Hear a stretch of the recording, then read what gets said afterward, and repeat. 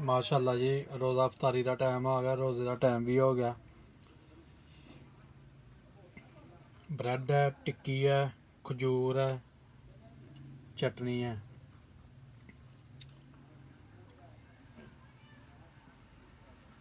अल्लाहुम्मा इन्नी लका सुमतु व बिका आमतु व अलैका तवक्कलतु रिज़्क़ी का अफ्तरतु। माशाल्लाह ये रोज़ा खुल गया, रोज़ा खोल लेने। बिस्मिल्लाह जी बिस्मिल्लाह। जी आ गया